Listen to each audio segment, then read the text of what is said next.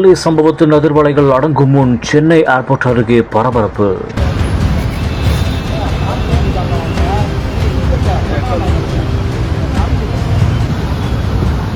ஒரு கார் விடாமல் ரைட் விட்ட போலீஸ் ஆபீசர்ஸ்.